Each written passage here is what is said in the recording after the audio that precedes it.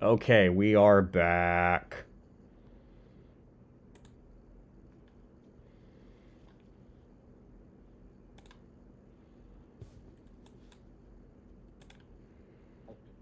Okay, we are back.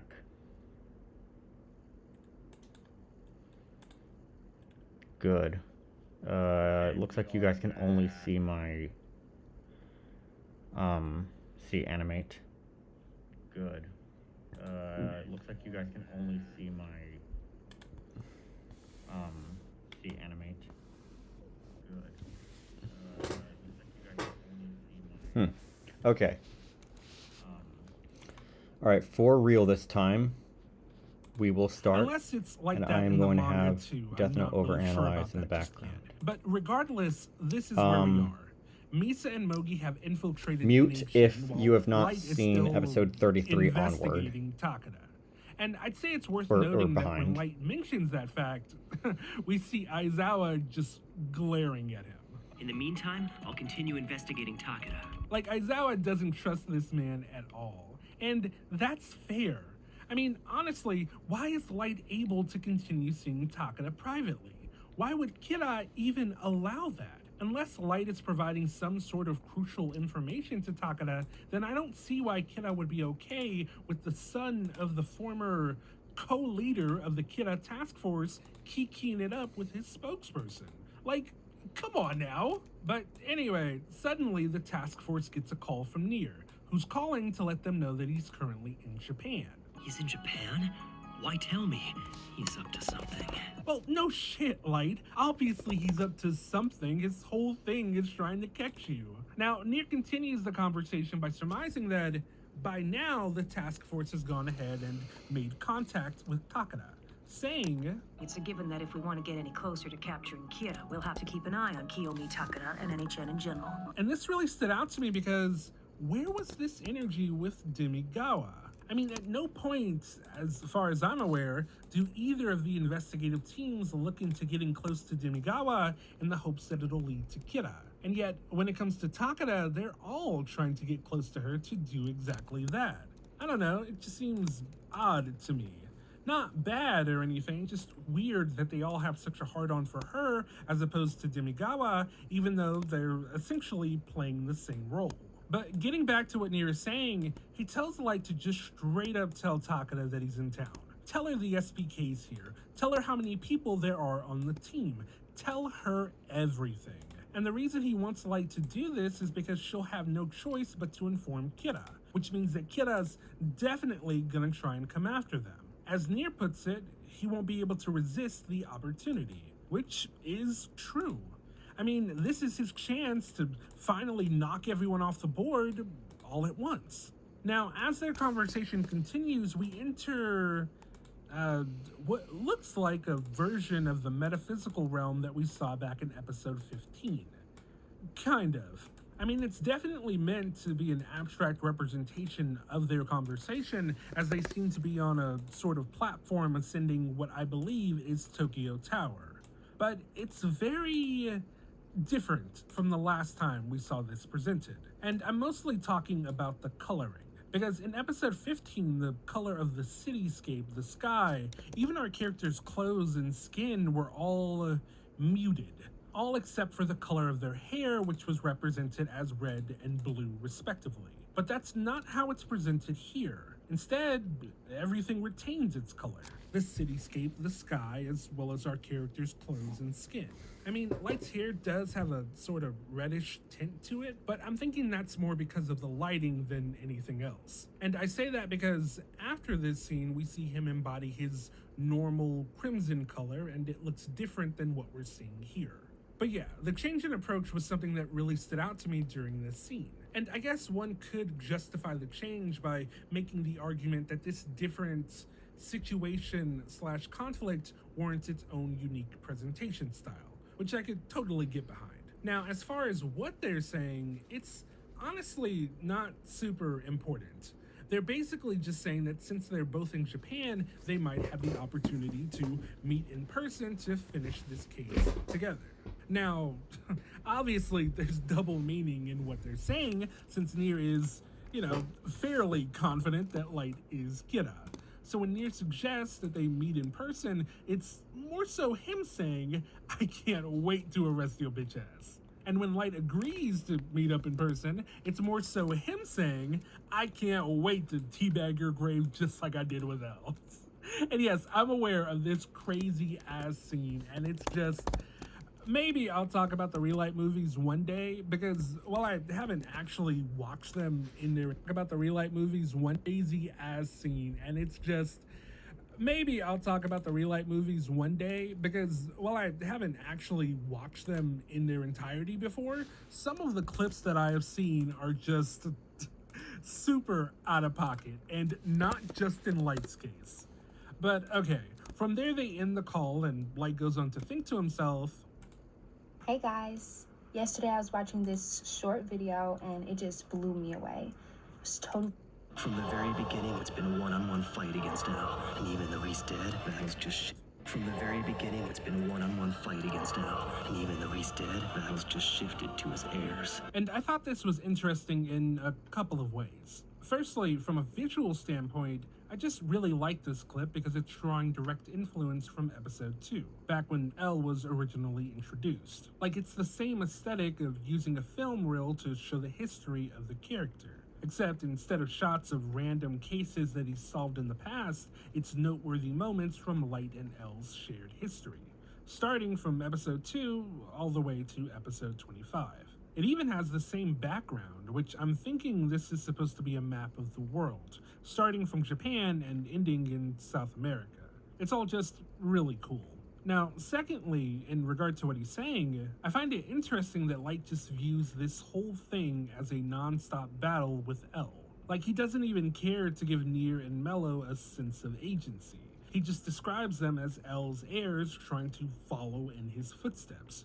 Which, as far as he's concerned, their desire to follow in Elle's footsteps is going to lead them straight to the grave alongside him. But yeah, while I'm not going to go over the rest of Light's speech, because it's really not super pertinent, it's mostly just him saying that this will all end once he gets rid of Mello and Nier, I will say that Brad Swale was killing it with the voice acting here, because the Light definitely sounds sinister and menacing as he speaks, and I just really dig it. Now from there we head over to Team Nier as they go over the facts of the investigation, starting with Nier laying out the fact that Light Yagami is Elle, and that he is also Kira. So going forward, they're just gonna call him El Kira. And as far as whoever's out there with the notebook currently, they're gonna call him X Kira, which I don't know if this was the goal when coming up with that name, but to me, it just reminds me of like a math equation, solving for X, like you wanna solve for what, or in this case, who X is.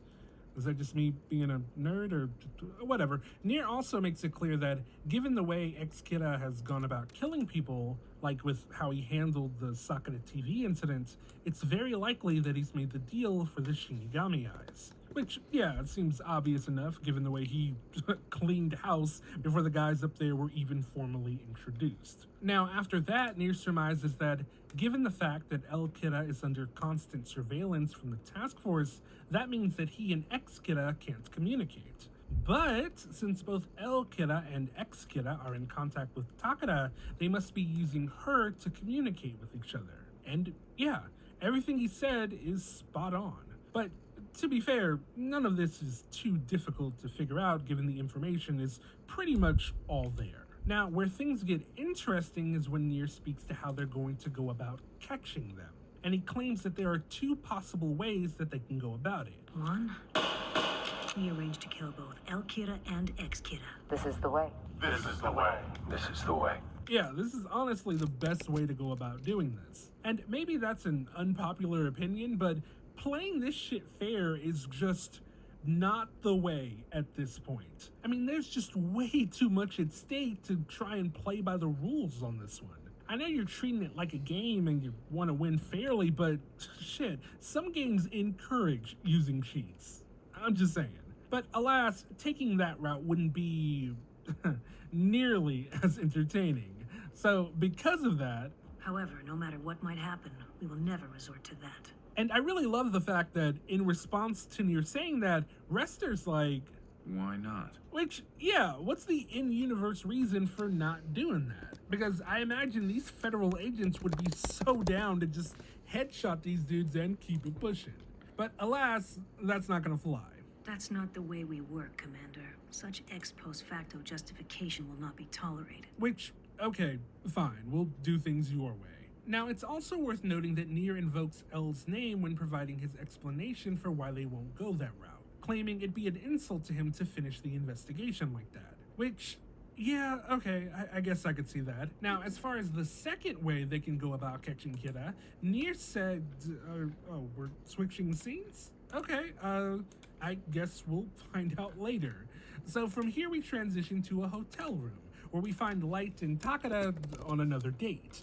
And to be honest, they're not really talking about anything all that important, as made fairly obvious by the fact that Matsuda says, "This is kind of boring listening to audio only without any video feed." Now, it is worth pointing out that that line is a piece of expository dialogue, because it's letting us know that while they are listening in on the conversation, they're not actually able to see anything. And I'm guessing the reason wiretaps are still allowed is because they're more difficult to find, maybe? I mean, that makes about as much sense as Kira allowing these meetings to happen in the first place, so whatever. But having said that, the reason the conversation is so boring is because it's just filler. Because the real conversation is happening through text, as Light and Takada can be seen passing notes between each other. Make sure not to let the people listening to this conversation hear your reactions. And I just gotta say, that's gotta be a bitch to try and do. Like having two conversations simultaneously, one that's being written down and the other that's being spoken aloud, all while knowing that you're being listened to and that you need to be convincing to the people listening in. I mean, that's almost impossible, I feel. Which is kind of... We're gonna get some Molsons.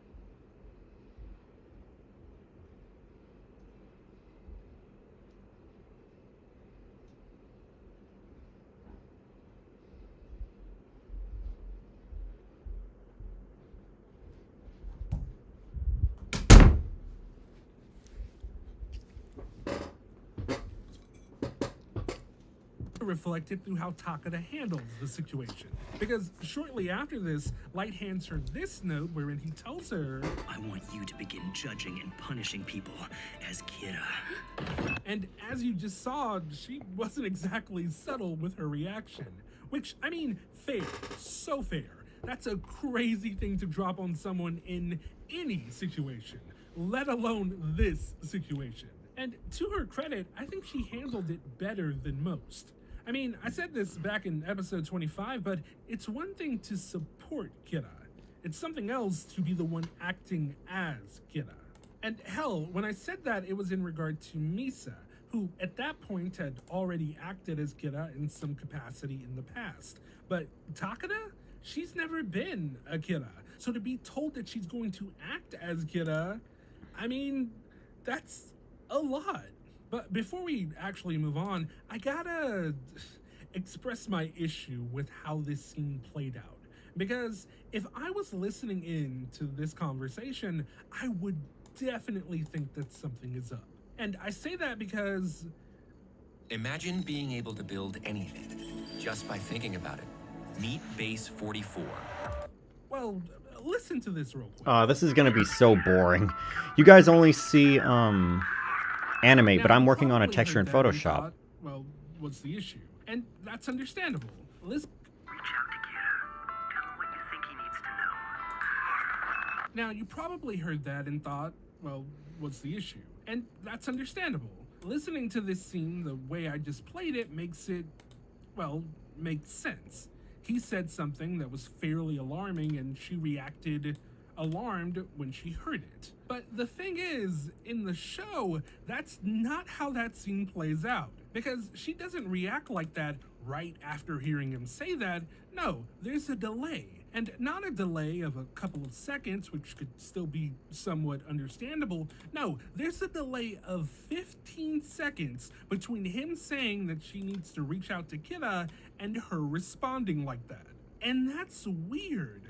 Really weird, because what happened? I mean, we know what happened. It took 15 seconds for Light to pass the note and for her to read it and subsequently react to it. But the task force doesn't know that. And as such, they should really be wondering what happened during that period of time when nothing was said. Like, they react to her reaction by gasping. But I feel like they should be confused more than anything, because why did she suddenly gasp 15 seconds after Light made that comment? And look, I tried to give the show the benefit of the doubt. I was thinking maybe this was playing out like their internal monologues, where time slows down around them while they're thinking about stuff. I was thinking maybe it was like that. But no, it's 15 seconds in real time, because I didn't start my timer until Light passed the note. And as we hear her reading the notes, we can see her physically shift from one note to the other in real time. So yeah, it's 15 real seconds of silence. So that's something I definitely bring up to Light after the fact, because it is odd. Almost like it wasn't what he said that she was reacting to, but instead something else that happened. See, how this scene should have gone down is we should have had Light talking in the background as she was reading the note. Then, right as she finished reading it, we would have heard Light finish what he was saying, which would then make the scene play out more naturally, like the version I showed y'all a minute ago. Instead, by doing it this way, it just makes the task force seem even more incompetent for not even questioning what the hell happened there. But I guess making the task force look like a bunch of idiots is par for the course these days, because after Takada ultimately says that she'll do it, we hear Ide and Matsuda say, We nailed it. That's our Light for you. He's good. which, I mean, yeah, he is. Better than you can even imagine. Now from there we move things along and check in with Mikami as he receives a call from Takada. And she's calling to let him know that he's gonna need to send her some pages from the notebook. And how they're gonna go about doing it is by having him send it via some fan mail, which is really smart and unsuspecting. Now, obviously, this request, or really this demand, catches Mikami off guard. Because, you know, he's like, wait, this is my notebook. What do you mean you need pages from it? And actually, I want to just take a second to talk about their dynamic, because I wonder if it's in any way frustrating for him to now be, in a sense, taking orders from her. Yes, they're coming from Kira, but it's an interesting dynamic to go from being Kira in Takada's eyes to being Kira's bitch in her eyes. Like, he was the one giving her orders, telling her what to do, and now it's essentially the opposite. I imagine that has to bug him a little, and we do see a hint of that kind of a little later in this scene, but we'll get to that in just a second. So Takada goes on to say that in addition to sending her pages from the notebook, he needs to refrain from using the notebook going forward, and instead, You must continue entering names in a fake notebook. A fake? and I really love the way Mikami responds. Like, he sounds low-key annoyed. Like, the fuck you mean, a fake? Now, to be clear, he doesn't push back on it or anything. He's a soldier through and through, so he's gonna follow orders. But it doesn't stop him from, at the very least, questioning what's going on to himself after getting off the phone with Takada. But even in his own head, he doesn't allow himself to question Kira too much. Instead, stopping himself as he thinks, No, it's not my place to question God. His will is absolute. I find it really interesting that he still refers to Kira as God even now. I mean, it's one thing to say it when you don't really understand how the power works. I could completely understand how you would think the individual doing it might actually be a god. But now Mikami gets it.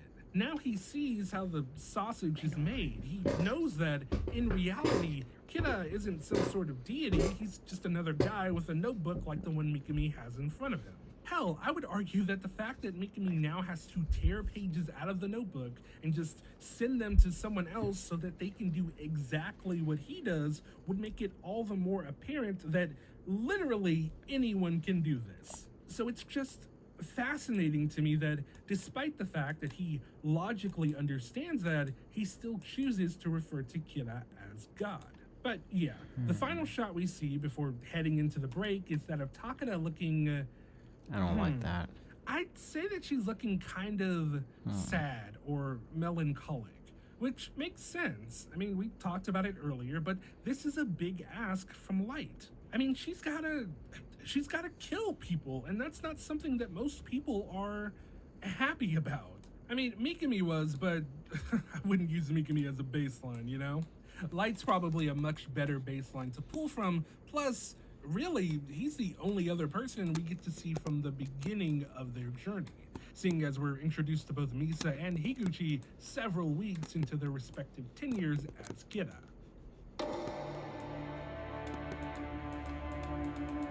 Gaza is at a tipping point. The adults who are malnourished today will die. That is preventable. And so, going by Light, who still might not be the best choice, seeing as he only used it for shits and giggles the first time without fully understanding what was gonna happen. But regardless, when he realized what he had done, that he had taken multiple lives that day, it shook him and irrevocably changed him. In short, it was a big deal. And hell, even with Misa on her second time around as Kira, she wasn't exactly thrilled to do it. Like, she was completely despondent as she took on the mantle again back in episode 25, because she knew just how much of a toll it takes to be Kira. Heavy is the head that wears the crown. So now, as we see Takeda here just mulling over what she's going to have to do, I imagine she's wondering whether or not she can carry that weight. And I like that. I like the idea of someone not being thrilled to do this shit, because I imagine that this shit sucks to have to do. But yeah, with all of that being said, welcome back to How to Use It.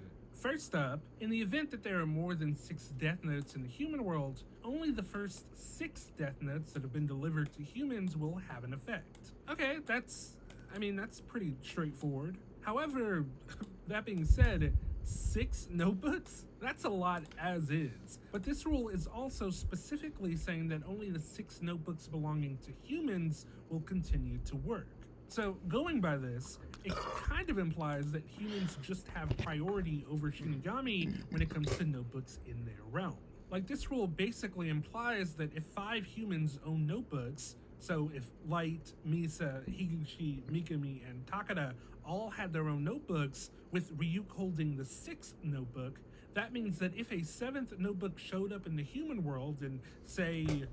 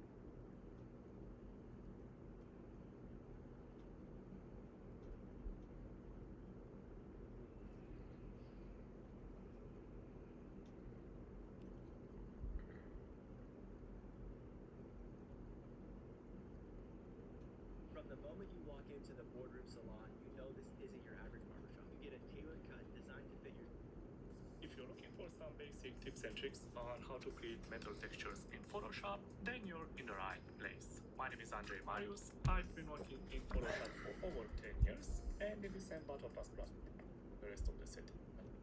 The hard study mode for some of those and the location, next one, and the still. And you need to set the angle. Now you click noise and add noise. Set the amount to 44%. Check these two boxes and click OK to apply this filter. Continue and go again to filter, but this noise and add noise. Set the amount to 44%. You need to set the angle to 20 degrees and the distance to 50 pixels. Click OK to apply this second filter, and this will be your plain still texture. Now using go again to keep the subplot plate each but the enable to affect the action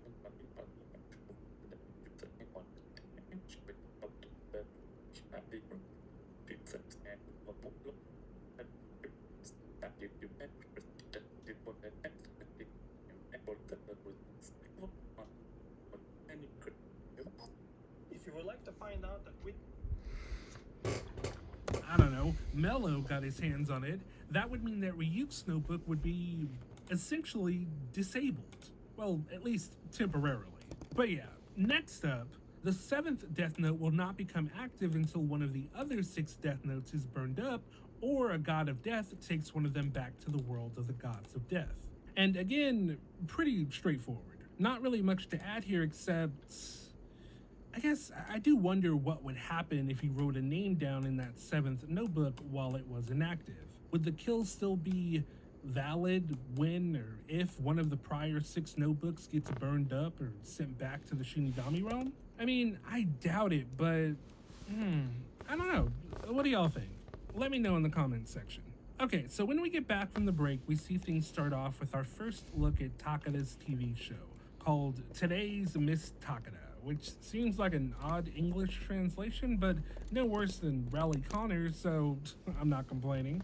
Anyway, the show itself isn't the important part of this scene, but rather this specific part of the show where they talk about Takada's 4 new female bodyguards. And when it comes to these bodyguards, it's worth noting that one of these women is not like the others. The second is a former CIA agent, Miss Hal Lindner.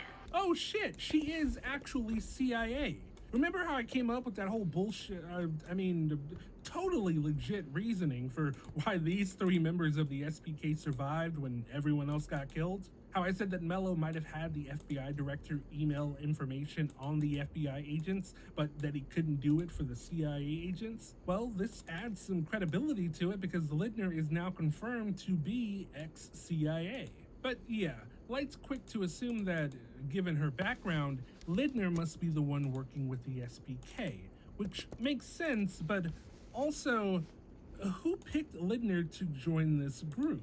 Was it Takada? If so, did she do it because she also thinks that Lindner's SPK? And if she does, then it just seems like a strange choice. I get the idea of keeping your friends close but your enemies closer, but still, I don't know. I guess if nothing else, the SPK would definitely prioritize keeping her safe, seeing as they theoretically need her to get to Kira. So maybe there's no one better to protect her than an SPK member. Anyway, moving on. Who would I choose to be ex-Kira? So in this scene, we focus in on Nier as he tries to deduce who ex-Kira might be. And as we can see, he's combing through quite a bit of data. I'm talking dozens, oh shit, okay, scratch that, hundreds of data disks, many of which are currently being there we projected go. across We'll give you dozens guys of some relief. screens I'm really at the sorry. same time.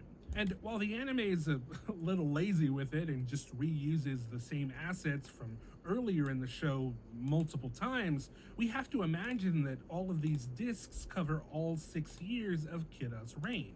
And look, Nier's good, there's no denying that, but I mean, the idea of finding a single person amidst the billions of people in the world, Like, it's a valiant effort, but there's no way he's gonna figure it out?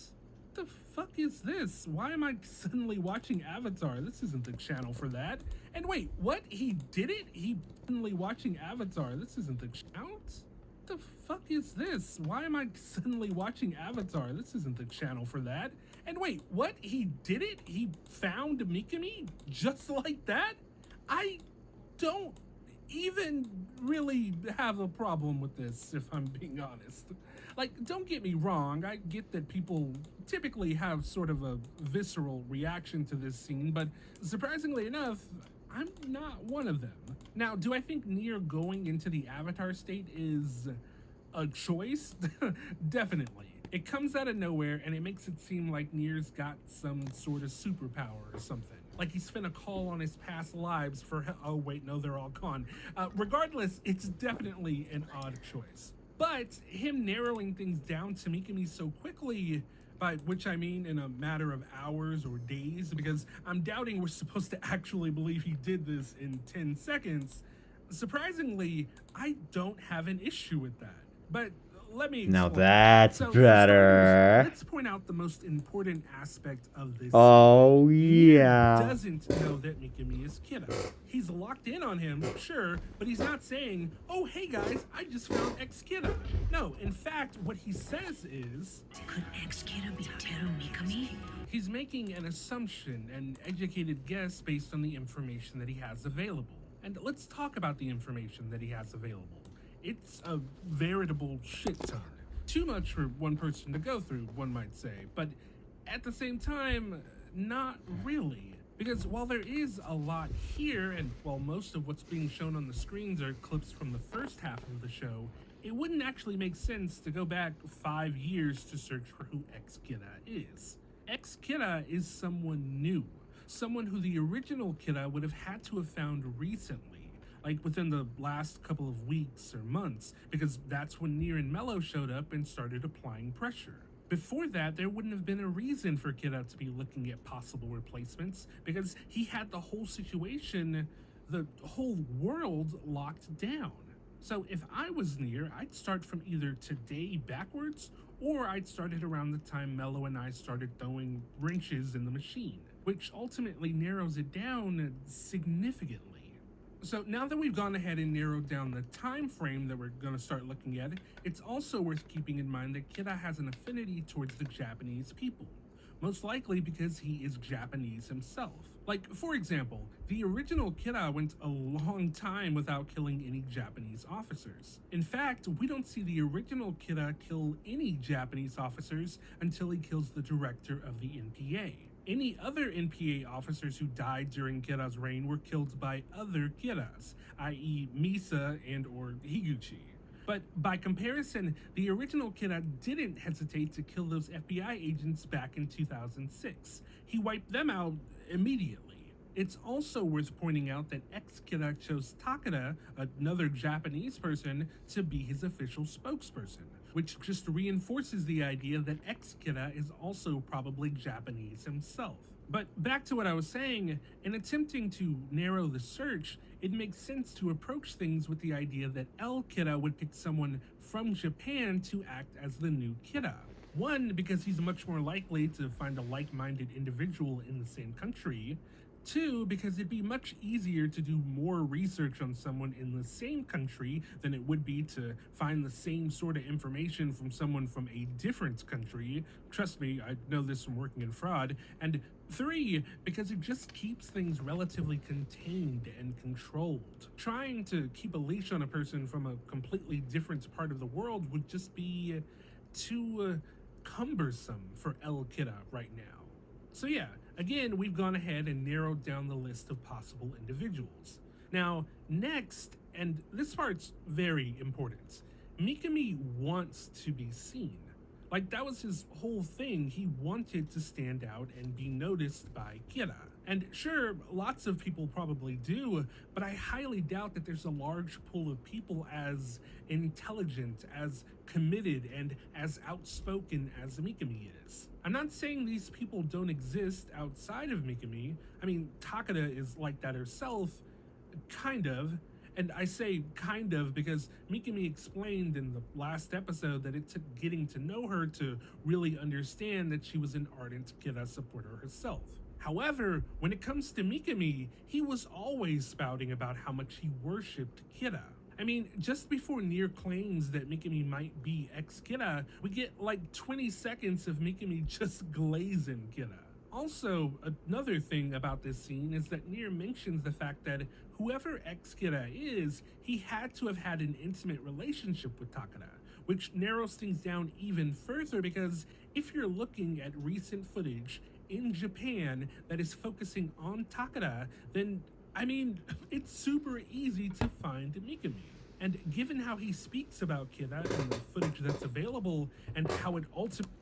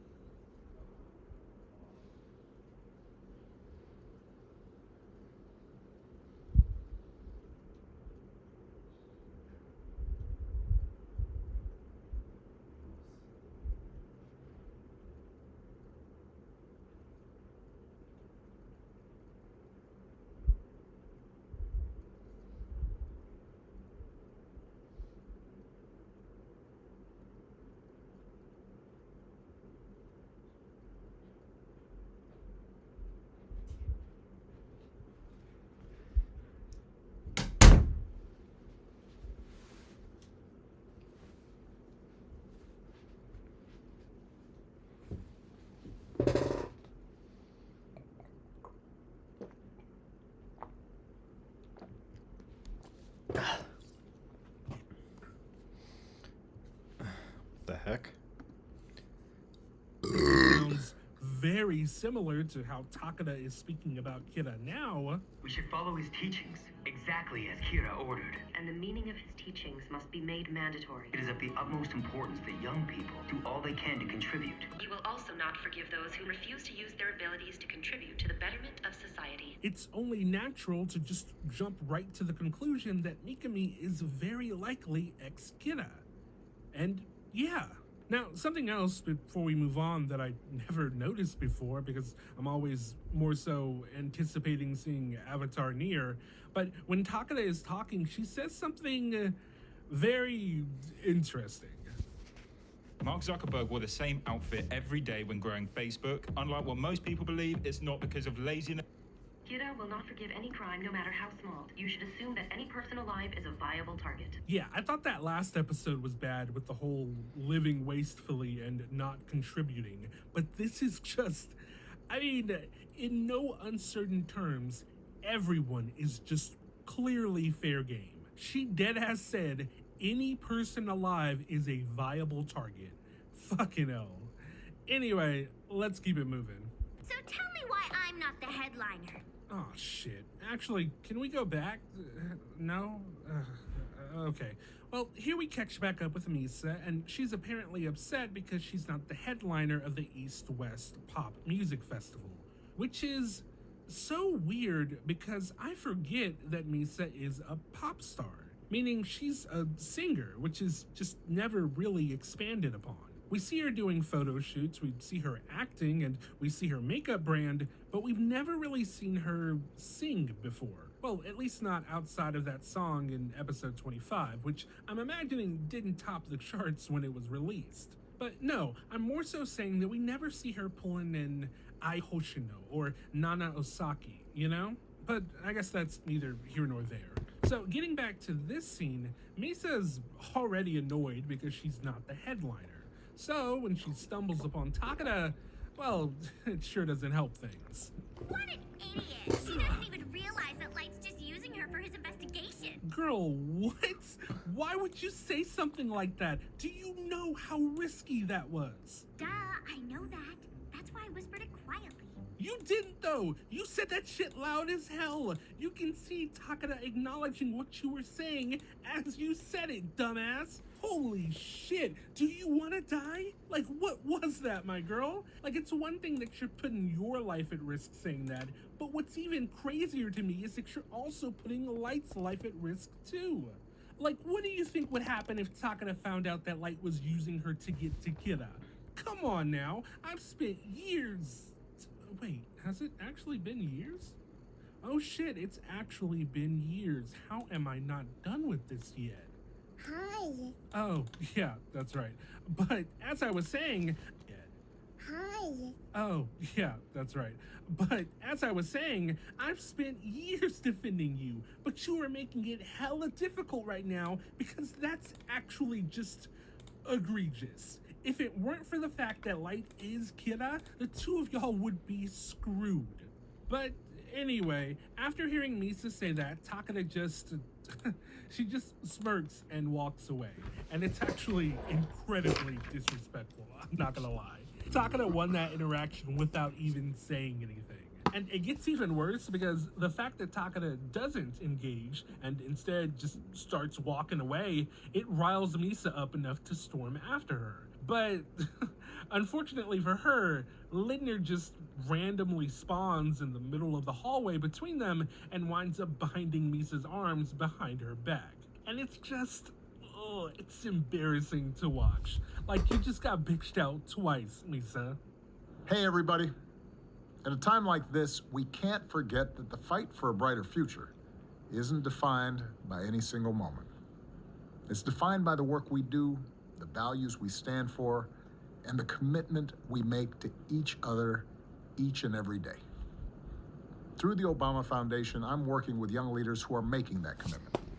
They're tackling inequality, fighting... That young lady is actually a very good friend of mine. You shouldn't be so rough with her. Oh, my bad. Make that 3 times. Because having the same woman you were just talking shit about be the one to release you? That's even more embarrassing, to be honest. So, Misa, you done struck out. I'm gonna need you to give it a break. That was so frustrating! Now, from there, we head over to the task force for a second as they receive yet another call from Nier. But instead of wanting to talk to L this time around, Nier instead wants to have a conversation with Aizawa, specifically regarding the meetings between L and Takada and whether or not they're recording both the audio and video during these encounters, which is important and worth noting. And as we already know, they're only recording the audio, which results in Nier saying, "How interesting," before promptly ending the call. Now after that, we follow Nier for a bit as he and the members of the SBK discuss their game plan, which consists of using Lindner to distract Takada and the 2 Kiras. Their hope is that with the 3 of them focusing on Lindner, they won't notice Giovanni investigating Mikami, which is something that he's already started doing. However, Giovanni's not really convinced that Mikami is ex-Kira. It's ridiculously easy to trail him. There's nothing unusual about him. I'm beginning to think he can't be ex-Kira. So I can kind of understand where Giovanni is coming from, but at the same time, we're talking about Kira here. Yes, it's a newer Kira, but he's also someone who was handpicked by the original Kira. So you should assume that he knows how to conduct himself so as not to draw undue attention to himself. But regardless of how Giovanni feels, Nier makes it clear that Mikami is very likely ex-Kira, as he tells Giovanni to continue monitoring him as he's been doing. Now from there we make our way back to NHN, where we see Misa and Mogi receiving a phone call from Lindner and Takada. And Takada is apparently inviting Misa out to dinner tonight, which obviously, given their last interaction, Misa's definitely not gonna even entertain the idea of Good idea. Tell her okay. My reaction to this is actually just Mogi's reaction, because girl, you need to stop. You're really not beating the stupid allegations right now. Because really, why would you want to hang out with this woman? I mean, for one, you're opening yourself up to potentially being killed. Like, this woman has a direct line to Kira. You should be terrified of her. Now, from there we fast forward to later that evening. And something I want to point out is this episode is heavy on the Christmas vibes. For example, I didn't mention it earlier, but in a previous scene, we saw Nier sticking ornaments on a Christmas tree. The ornaments being the little, totally not Lego brand characters he's made for Kira and the gang. And he actually has some of these for everyone involved in the investigation. But in addition to that, as we make our way to Misa and Takada's dinner, we also see a lot of Christmas lights and decorations posted around the city. And I just thought that was worth pointing out. But now that we're here, let's go ahead and dive into this dinner scene, which, I'll be honest, there's not much substance here. It's basically just a really subdued verbal catfight. And as for you, you'll probably be executed. Okay, maybe subdued isn't the right word for it, but let's go ahead and see how we get to that point of the conversation. Because it doesn't just start off with her saying that. No, at first, they're both pretty cordial. Takada starts by apologizing for making Misa wait so long, saying that she couldn't meet until after the nightly news, and then Misa says that it's fine and that she's sort of a night owl herself before throwing back a whole glass of red wine, which, okay, girl, can we maybe just dial it back a bit? And she's pouring another one. Fucking hell. But after this, Takada goes on to say, Light must be pretty busy. How do you two manage? And I'm not gonna lie, she's cold for that one.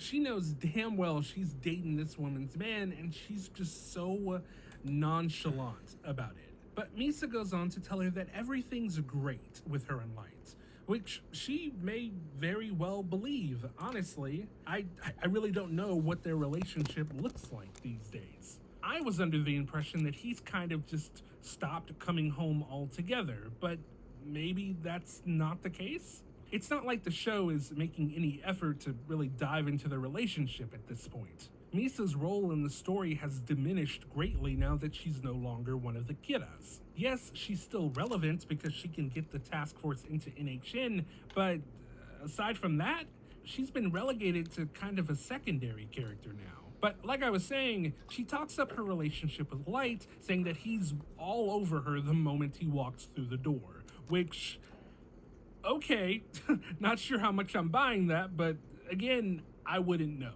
Now, after that, she ends up saying, I'm going to announce my engagement to Light at the Pop Music Festival. Okay, I'm definitely not buying that one. Or, well, let me clarify. I definitely don't believe that they're engaged. But I might believe that Misa would do something as crazy as announce an engagement anyway. But then Takada ends up responding by saying, Why not? Hi, we're Charity Water. If we lost you at Charity, we get it. You lost me at water. If you're able to, that is. High sounds fructose corn like syrup. Right? And that's exactly Dr. how Misa Pepper. takes it. Even going as far That's as to what I'm accuse talking Takada about. of possibly sicking Kira on her. To which Takada denies that by saying that she's always thought of Misa as a friend, which, when have y'all ever even met? I know that Takada said it earlier when getting Lindner to let Misa go, but I just kind of took that as her just saying that so that Lindner wouldn't make a big deal about it. But saying it here, I mean, when have y'all ever interacted with each other?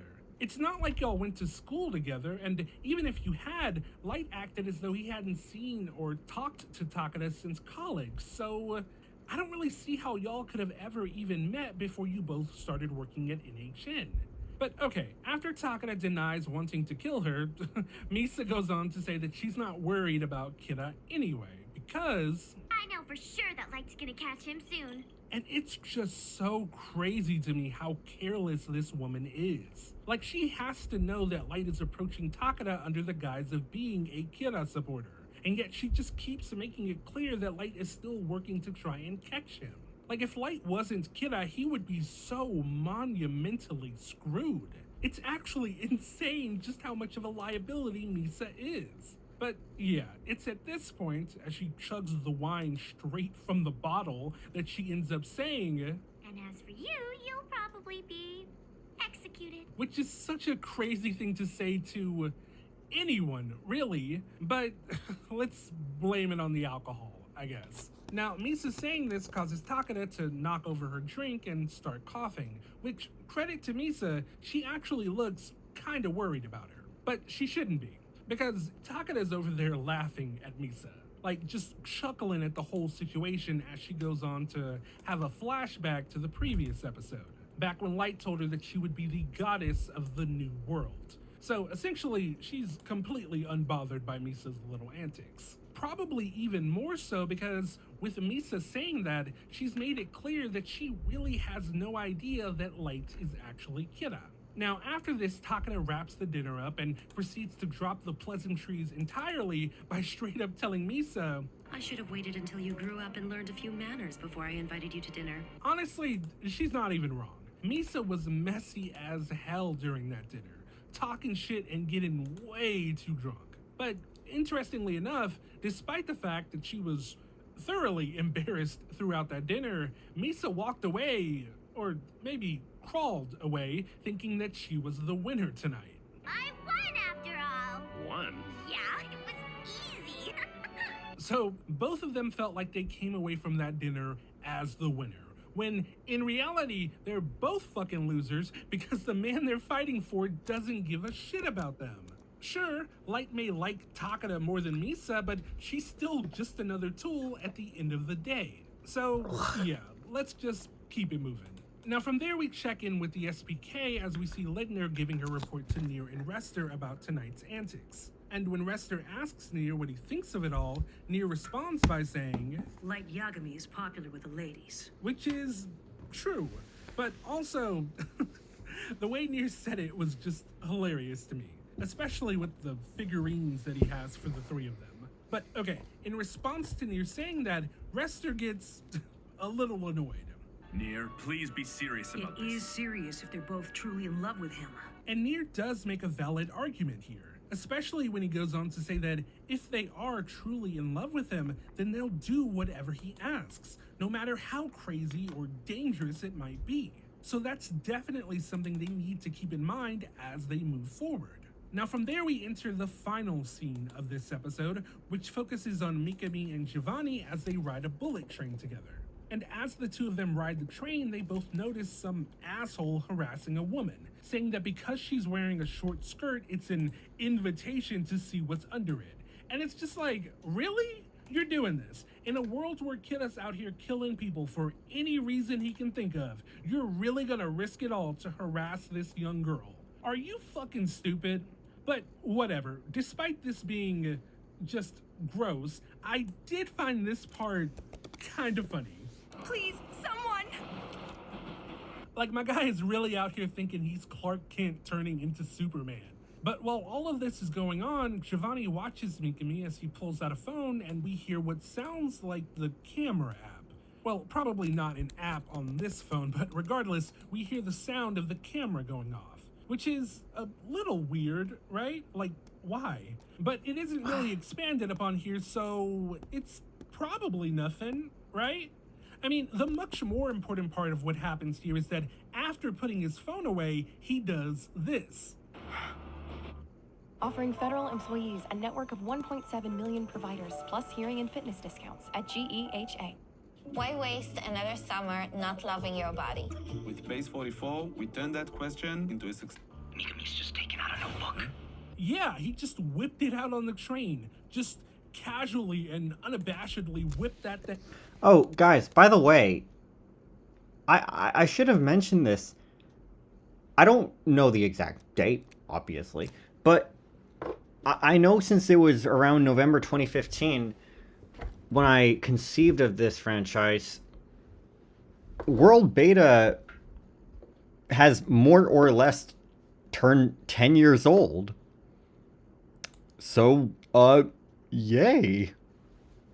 Wow. It actually really is crazy how casually 10 years is when you get older, isn't it? Like, when you're a kid, 10 years is everything, but when you're an adult, it's something. That it's very weird how that works. Wow, 10 years. 10 years that I've been conceiving of this. And frankly, I think I've made substantial progress on what I have done to satisfy its goals of reaching what I call the beauty region, in which it's so engaging that watching it feels akin to that of love.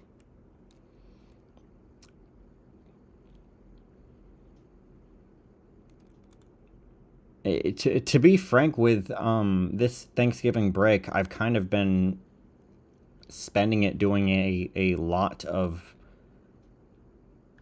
thinking on the writing for the story, and I've just been getting, you know, more and more proud of what I'm doing.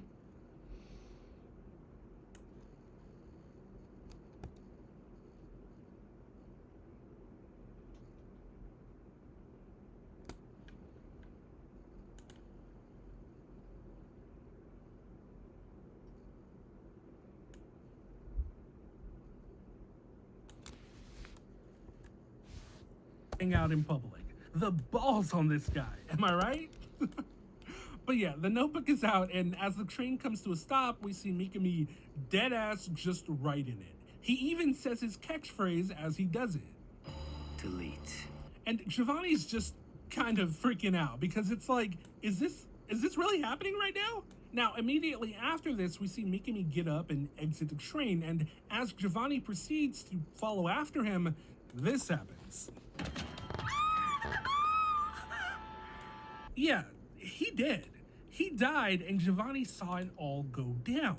Mikami might have screwed the pooch on this one, which, one, that's actually such a crazy idiom when you really think about it, and two, that's crazy bad luck that Mikami got caught using the notebook just as he was supposed to send pages to Takada and start using a fake notebook.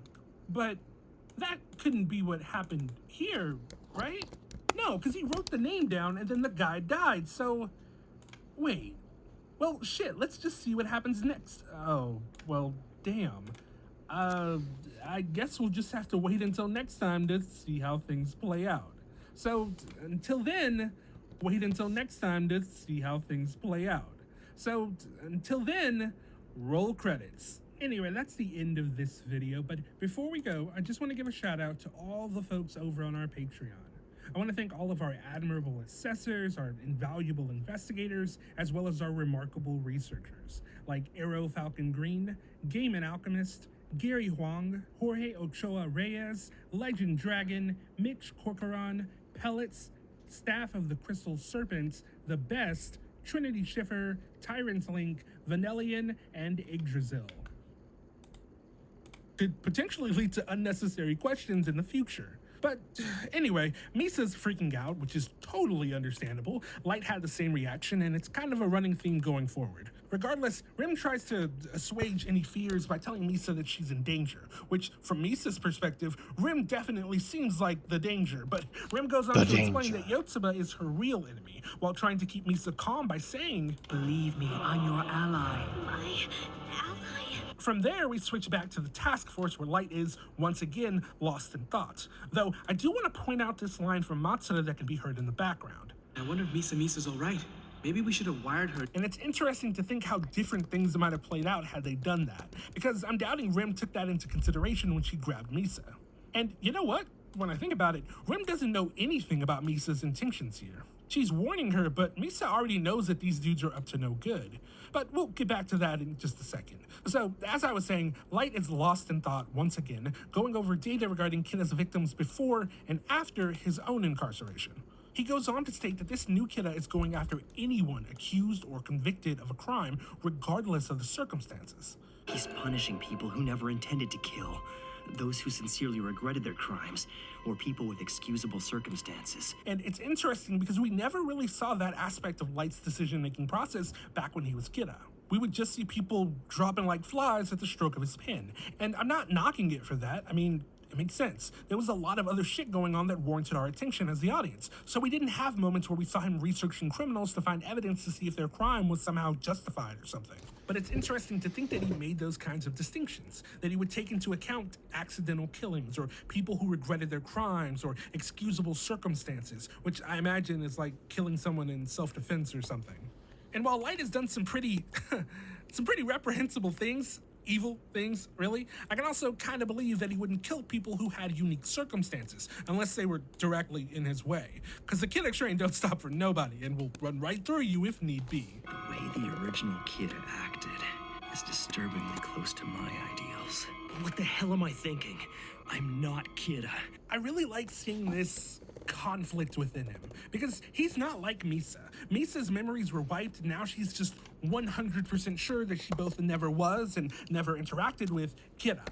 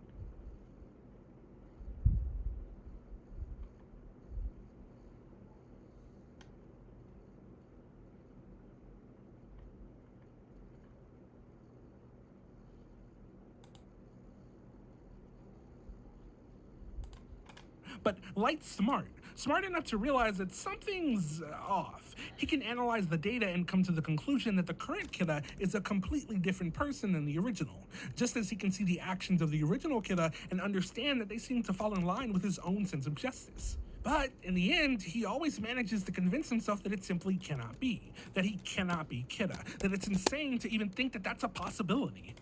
I switched from due dates to due dates, and it made me go from weeks behind to weeks ahead of my deadlines. You see, I used to just bedrock. And, I mean, I don't blame him, especially since he has absolutely no memory regarding it. It's just really interesting to see him get right to the edge of realizing it before pulling himself back and convincing himself that he's crazy for even thinking it.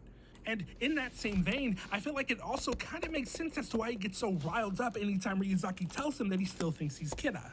I think it frustrates him because deep down inside, he understands where Ryuzaki is coming from, but he just doesn't want to accept that as the truth. It's almost like he's lashing out because he's in denial about it. But hey, that's just a theory. Anyway, last thing I want to point out is this awesome little transition as we head back to Misa and Rem. I'm not Kira.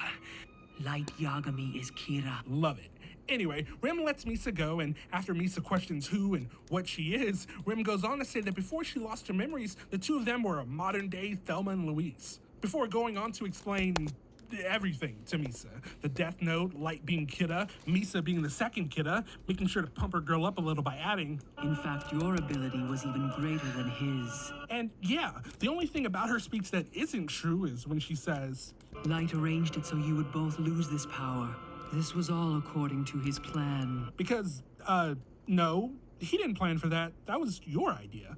Light told Misa not to say anything if she got brought in for questioning, but he didn't tell her to forfeit ownership, because if that was the case, she would have done that instead of trying to bite off her tongue back in episode 15. You were the one that suggested that she should give up ownership in an attempt to prevent her from trying that again. Misa, forfeit ownership of the Death Note. So, I mean, give yourself credit, Rim. That was all you. I totally believe you now. Not to mention how amazing it is that Light and I were both Kira. I want to say it's insane that this is her reaction, but, I mean, as Rim states herself, you haven't changed, Misa. And while you think that all she's been through might have done something to her, you would be wrong. For whatever reason, she has remained the same. She is the definition of a static character. But I'm not gonna harp on it. Misa has heard the story, and just like that, she's right back on her bitty bullshit. Anyway, from there, Rim tells her that she wants to continue being her ally, and for that reason, she will help her by showing her who the new Kira is. She also goes in on him a little bit, calling him vile and pathetic. She really does not like this man, and to be fair, I could totally understand why. Dude honestly seems like a straight up asshole. Anyway, Rim tells Misa that when she returns to the interview, she will be standing directly behind the new Kira. Oh my gosh, I'm so sorry it took so long. You know what? Props to Misa for keeping her cool when she gets back, because she is juggling quite a bit right now. Not only is she supposed to be acting alongside Ivor in order to trick the dudes from Yotsuba, but she's doing it while also processing the fact that she was, in fact, the second Kira, and that one of the men she's being interviewed by is the current Kira. Not to mention the fact that Rim just told her that she specifically is in danger, and shit, just the fact that Rim is lurking in the back of the room. Like, Misa's had all of 5 minutes to contend with this life-altering, reality-shattering news that Shinigami are real, and she used to be besties with one. She's dealing with a lot, so kudos to her ability to compartmentalize, I guess. The person in front of you is Kira. Higuchi's Kira? And I guess we can say that this is the official reveal, so yeah. Anyway, Misa is now aware of who Kira is, but the real question is, what's she gonna do with that information? I guess we'll find out soon enough, but first, as always, let's dive back into how to use it. First up, exchanging and writing on the Death Note between the gods of death is no problem. Pretty straightforward. It just means that there's no problem swapping notebooks. But it is kind of interesting to think about. I say that because, I mean, the fact that you can share and swap means that even if a Shinigami does lose their Death Note in the human world and a human happens to pick it up, that Shinigami could just borrow someone else's Death Note and write that human's name down that way. Because Ryuk threatened to do that back in episode 9. You know, I might actually write your name in my Death Note and kill you. So if one of them ever dropped their notebook, then they could just hit up one of their friends and be like, "Hey bro, can I kill this dude real quick so I can get my notebook back?" And they should be like, "Easy, done, I got you." Dropping notebooks and sticking with whoever picks them up seems kind of silly, honestly, when you realize that this is a thing that they can do. Unless they're all just complete assholes, which, shit, maybe they are. But honestly, even if they are assholes about it, who's to say you couldn't just grab their shit while they're sleeping or playing games and just jot that person's name down real quick? It's not like these things are password protected or anything. It would take all of 5 seconds to do it and then put it back. But whatever. Next up, if the God of Death decides to use the Death Note to kill the assassin of an individual he favors, the individual's life will be extended, but the God of Death will die. And shit, it's the actual rule for what happened with Jealous. I wouldn't have thought of that stalker as an assassin, but I mean, he was their rule for what happened with Jealous. I wouldn't have thought of that stalker as an assassin, but I mean, he was there to kill Misa, so it fits. But anyway, we find ourselves back at Task Force headquarters where Misa and Mogi are getting back from the interview. And Misa is, well, she's still Misa. Hey! I'm exhausted. Hey. But it's fascinating watching her operate, because she comes across like such a vapid woman, but there's gotta be at least a modicum of intelligence in there, because a stupid person couldn't just come in here and be deceitful like this. Misa is now aware that both she and Light were Kira, and yet she's just strolling in here like nothing's changed. That takes a certain level of skill, in my opinion, because it's not like she just kind of forgot about what happened. No, she's actively thinking about it and has concocted a whole ass plan for how to catch Higuchi. So, I don't know, man. Her stats fluctuate in ways that I just cannot properly discern. Anyway, after Mogi goes on to relay that Misa has been chosen to be Yotsuba's spokesperson for their next ad campaign, Misa goes on to say that she made sure to give all of the Yotsuba members her phone number, also mentioning that 3 out of the 7 men have already hit her up asking her for a date. And something I want to point out is the chief's reaction to her saying this.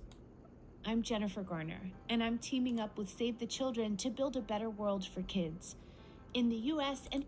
Would you believe 3 out of 7 guys already messaged me asking for a private date? What? Like, why does he make that face? He looks annoyed as hell, and it's absolutely hilarious. Anyway, she goes on to say that she plans on accepting their invitations and investigating them one by one, adding, Oh, it's going exactly as I planned. and if that plan really was her idea, then that's actually pretty impressive. I mean, we know that Ryuzaki wanted her to get close to them through that interview, but it seems as though she might have come up with the idea of giving out her personal number so that they'd reach out to her for dates. And if that's the case, then, well, damn. Like, again, what is up with her intelligence? Big brain moves like this one and what she did to discover light back in episode 13 make me want to say that she's just secretly really smart. That this whole dumb persona thing that she has going on is just that. A persona used to hide her intelligence because, I don't know, maybe she believes that acting like this will get her further in life since she's a model, as opposed to acting like a know-it-all. Or maybe she acts dumb so that people will underestimate her, only for her to then use that against them. Or... maybe I'm just reaching. Because as much as I want to believe that she's some secret genius, you have shit like what happened in episode 15 with her coming to light school after being explicitly told not to. And then there's the whole thing with her getting caught because she left strands of her hair and food crumbs on the packaging for those tapes that she sent into Sakura TV. And that's when you realize that she's just Misa, which can mean anything ranging from a love-struck idiot to a very cunning criminal. Just depends on the episode, really. But yeah, Misa goes on to explain her plan, but Light's like, nah, I'm not having you do all that. And it's for the same reasons as before, keeping her safe and whatnot, which I can respect. But something interesting that happens this time is, upon Light making that request, Misa doesn't push back. If that's what you want, Light, then that's what I'll do. Which is not common for Misa at all. She's not one to fold if she feels like she's right. In fact, she's typically one to push pretty hard until she gets what she wants. But that lack of pushback is something that Ryuzaki notices, though he doesn't say anything about it. You're so sweet to be worried about me, but I've thought of the best plan ever. I'm gonna be useful to you. I promise. And I love this more serious version of her character. She's about her shit. All the bubbly, fun energy she puts off is just a mask. This is who she is under the surface, and I dig it. It kind of reminds me of how duplicitous she was when she talked about tricking her friend into sending those tapes back in episode 13. She can be really cunning at times. Wanna come sleep with me tonight? What are you talking about? So as wild as Misa is for saying this shit, especially in front of Light's father, what I find especially interesting about this is Light's reaction. Light's used to having women throw themselves at him. In fact, he's used that to his advantage on more than one occasion. However, with his memories gone, his reaction to the attention is very different. Where before he would be almost annoyed by how thirsty these women were, now he seems legitimately caught off guard by Misa's proposition. It's interesting how an aspect of him losing his memories is that he, apparently, isn't as confident with the ladies as he used to be. Like, he sounds so confused that I wonder if he even knows that she's trying to bust it open for him. What are you talking about? She's saying she wants to fuck, my guy. Jeez. Also, now just imagining the chief over there just fuming. I mean, to be fair, Misa is wild for saying that in front of Light's dad and the rest of the task force. And even crazier that she followed it up with, You're saving it for after we catch Kira, right? You don't have to be shy about it. like, damn, girl, just letting everybody know that she's gonna turn this dude out once they wrap this investigation up. Yes, Light. There's no need to be shy. This man is such a troll. Also, I bet money that the Chad Ryuzaki would have dived right in if Misa had a proposition to him, even with Light still chained to him. But, alright, so we flash forward to the following evening where Misa is finishing up filming for the day. And after meeting up with Mogi, she asks if he can take her to the hospital across the street so that she can use the restroom real quick. Mogi agrees, and after Misa changes into something a little less conspicuous, likely because she doesn't want to deal with the same situation that happened in episode 15 when they were at Light's school, the two head to the hospital and then she heads into the restroom. But Misa ain't really trying to use the restroom. Instead, she has her friend waiting for her in one of the stalls so that the two of them can swap places. Yeah, Misa's out here with a whole ass plan, complete with disguises and everything. It's impressive, I'm not gonna lie. And it works, because Mogi is none the wiser as she walks out of the bathroom and on her way to a date with none other than the man himself. By the way, loving that nurse's outfit, Misa. I'm glad you like it.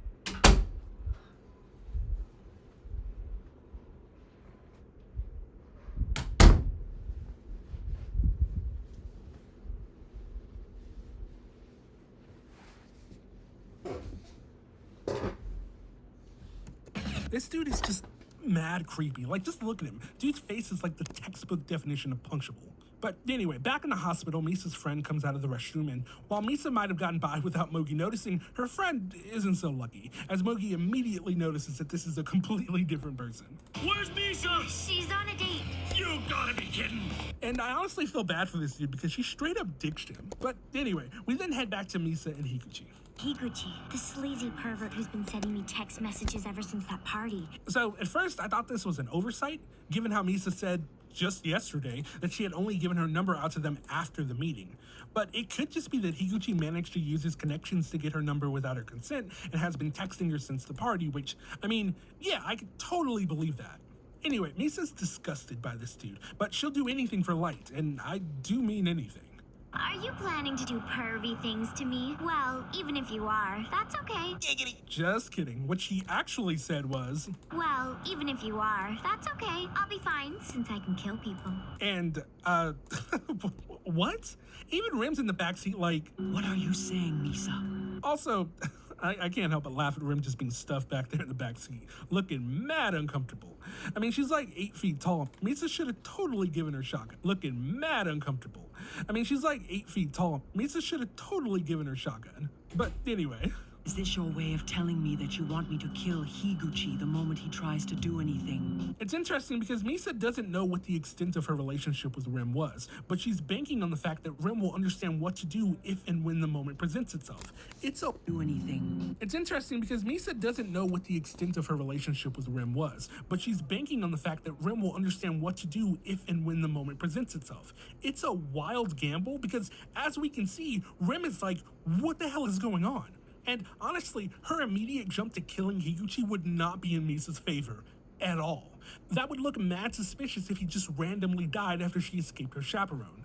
It would look like she just went out on a stroll to randomly murder somebody real quick, and then she would be right back where she was a couple months ago, back in that dungeon with old Stan Lee. Excelsior. Anyway, Higuchi laughs her threat off, but Misa doubles down. It's true. And you know why? Because I'm the second Kira. Okay, Misa, I'm gonna let you cook, but... My name is Scott Harrison. Just listen. This is my wife, my son.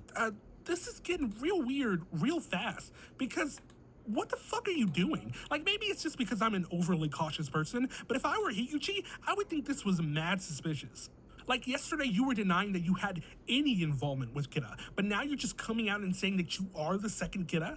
And why tell me? Why now? What's to stop me from firing you as a client, or worse yet, going to the police and reporting you? Why would you open yourself up to that kind of risk? This just feels weird, and I feel like it should be obvious to him that something's off here. And to be fair, he does question it to himself, claiming it shouldn't be possible for her to currently be the second Kira, even if she was previously, working off his theory that Elle released her because she had relinquished ownership of the Death Note. But two things about that. One, just because she forfeited ownership doesn't mean that she couldn't have gotten her Death Note back. And secondly, you're focusing on the wrong thing because, my guy, why would this woman just up and tell you this? She has absolutely nothing to gain and everything to lose by revealing that she is Kira. It just doesn't make any sense. But anyway, he then goes on to play it off as a joke by laughing and saying, You don't have to make up stuff like that to feel safe with me. But even that would be weird on her behalf because she responded to you saying she would be willing to go out with you.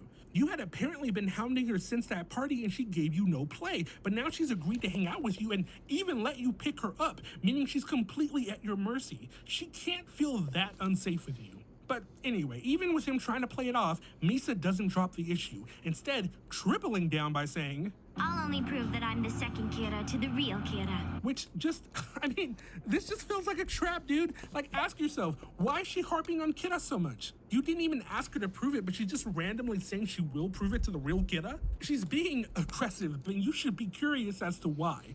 But alas, he's hyper-focused on the how instead of the why. Which, don't get me wrong, I get it. He's confused as to how she could still be operating as the second Kira, and that's worth finding out, but not at the cost of not even acknowledging why this is all happening all of a sudden. But he entertains the idea and asks why she would only prove it to the real Kira, and she responds with, I'd show him because it's always been my dream to become Kira's wife. And at this point, it's become clear exactly what her goal is. She said it before, dude's been mad persistent in trying to get in them draws, and for her to say that she's trying to bust it wide open for Kira, shit. it's a wrap, y'all. If he wasn't thinking clearly before, then the extra blood rushing to his crotch definitely isn't going to help the situation. Well, since I happen to be Kira, does that mean you'll marry me? See? Told you. Though, to be fair, he did give it some thought before blurting that out. And one of those thoughts was... It's pretty clear from the Sakura TV incident that she has the Shinigami eyes. Which... Rim, why did you tell him about the damn eyes? Again, you are not obligated to share anything. You're just potentially causing problems that don't need to exist. Anyway, after nervously blurting that out, I'd say nervously given the sweat marks on his face, he waits for a response. And Misa gives a convincing one. Really? Yeah. I mean it. Anyway, Misa tries to convince Higuchi to use his power, but to his credit, he's like, fuck that. It'd be a pretty bad idea to let someone witness how I kill people.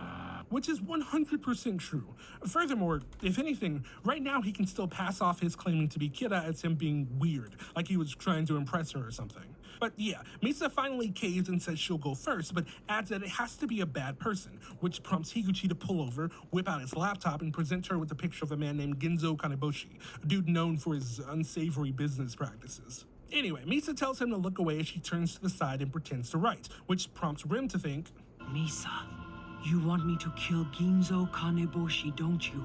Which, lucky for her that she and Rim have such a good rapport, despite the fact that she doesn't really know shit about Rim. This was a risky move. Honestly, all of it was, but still, this was perhaps the most risky part because he had no way of knowing what Rim would or even could do.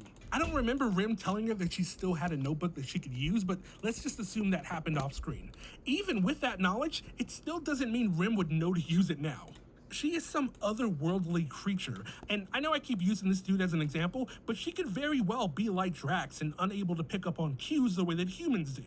I mean, there's precedent for Shinigami being kinda daft when it comes to picking up on sarcasm and metaphors. I might have seriously considered the deal if you'd offered me wings instead of eyes. You'd stand out if you sprouted wings and flew around. But while it was a hell of a gamble, it ultimately paid off, because when Higuchi makes the call, this happens. Hello, this is Higuchi from Yotsuba. Sorry, our president just collapsed and stopped breathing. Call back later. And yeah, that was all the proof he needed. And, then shit gets really weird. This proves it. So that was a lot. Like, I thought I was watching episode 1 for a second. Like, dial it back a bit, my guy. If I'm Kira, you'll marry me. Why are you getting so serious all of a sudden? She's gotta be terrified, man. This dude has her pinned down. That's a lot. Also, I wonder what Rim is doing. I don't know why, but I'm just imagining her pen in hand halfway through writing this dude's first name down. Or, actually, maybe not. I mean, she can see Misa's lifespan and can probably determine that he doesn't plan on killing her right now. Though, if he had other plans, like that dude from episode 1, would she still kill him? I mean, she could, right? In that instance, he wouldn't be an assassin, and therefore he could be killed without repercussions for her. This Black Friday gift is my favorite dentist hack to clean my retainers. If you wear a retainer every night like I do, you know how hard it is to keep it truly fresh and... Unless the comments he made about the life insurance had an effect on Misa's lifespan because he intends on killing her at some time in the future. But then I imagine he'd have to have actually written it down in the notebook first, and he hasn't done that. And now that I think about it, doesn't the Death Note spontaneously interrupt the person's... You know what? I'm going down a rabbit hole. Where was I? I'm Kira. Then prove it. Ah, yes. Well, Higuchi goes on to say that he won't be able to kill anyone until he gets home, which makes sense. It's been shown to us that he keeps his Death Note at his home office. But yeah, after he says that, Misa responds with, Well, that's no good then. For all I know, you're just making all this up so you have an excuse to take me to your place. And it's weird how much the energy changed in just a few seconds. Like, he had her pinned down and she was kind of freaking out, and now, for whatever reason, she seems to be in control of the situation. It's fine, don't get me wrong. Misa's already been through more than enough trauma for a lifetime, but it's interesting how quickly he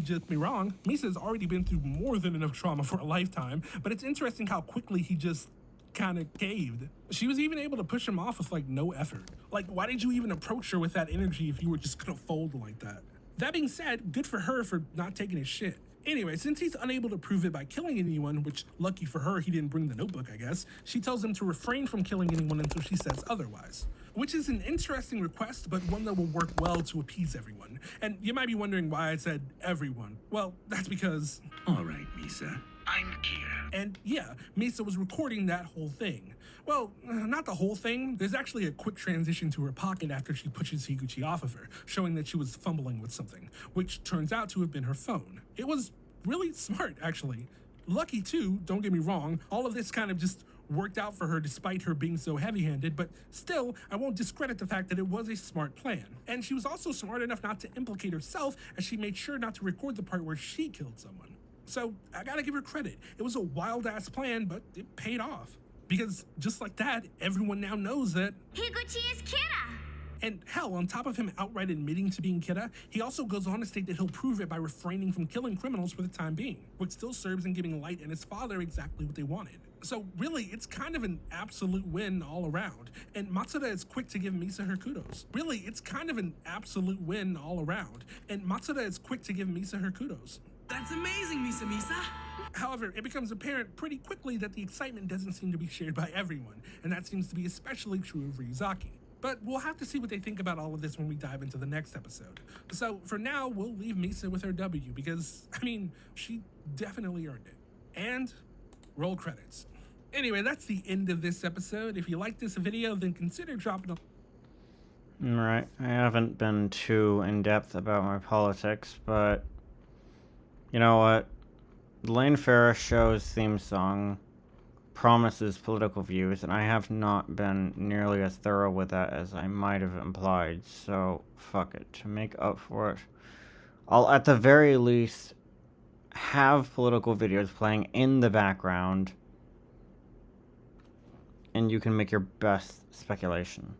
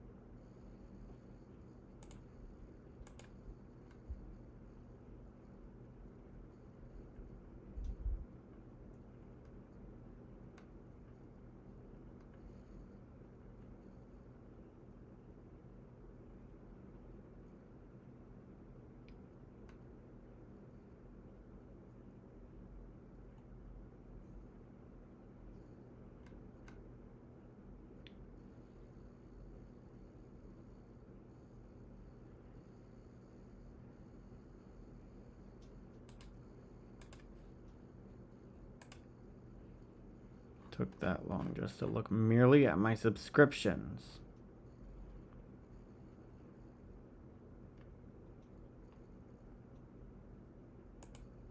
Meet Squibbler, the AI book writer that transforms your ideas into fully developed chapters.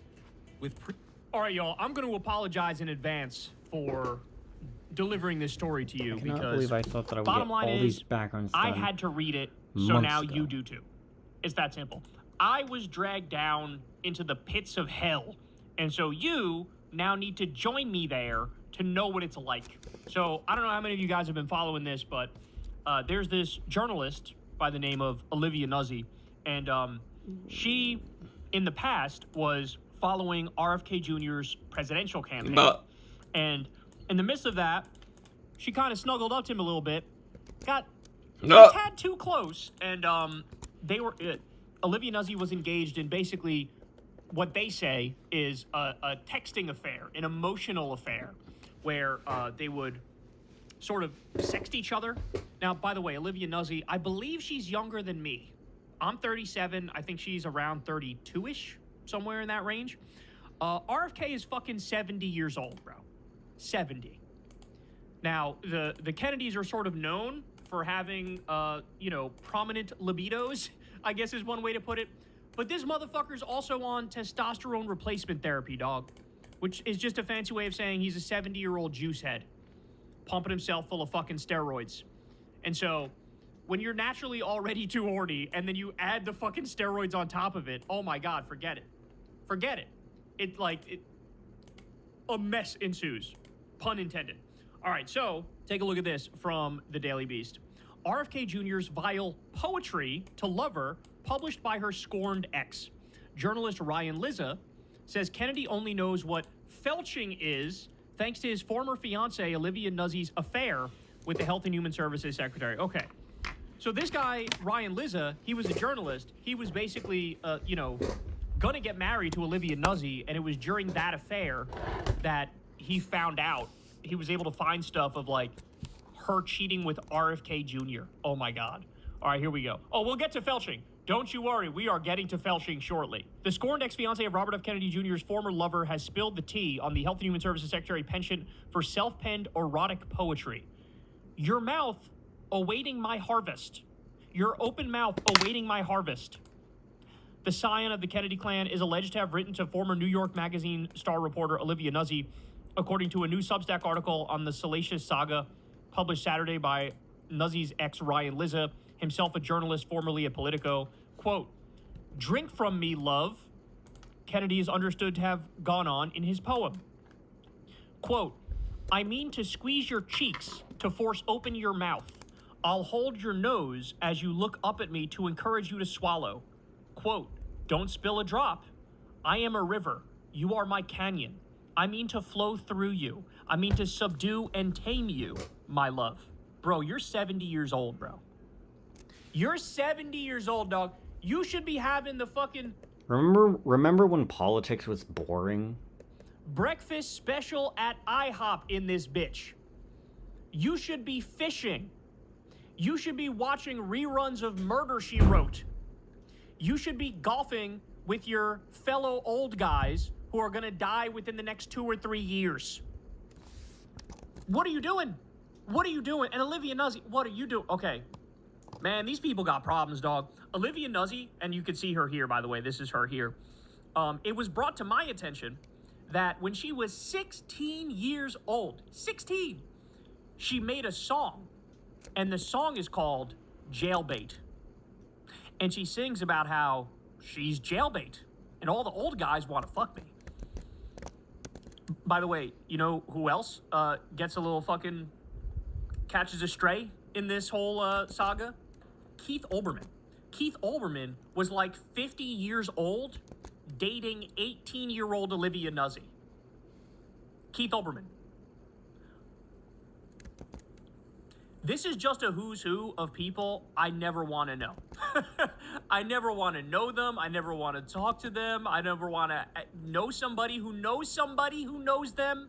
This is like, Jesus Christ, these people are fucked up. Drink from me, love. Kennedy is understood to have gone in the poem. I mean to squeeze your cheeks. All right, we already did this. We're not going to do it again. All right, let's keep going. Liza has titled Kennedy's ode to his fiancée, American Canyon. While the former political reporter does not divulge how he obtained the poem, he says that it and many others, too explicit to print, changed everything in his relationship with Nuzzy. Jesus Christ. So he stumbled across, like, all of the fucking, like, there was a lot of shit. There were more than one poem? Oh my God. Quote, thanks to Bobby, I am now aware of something called felching.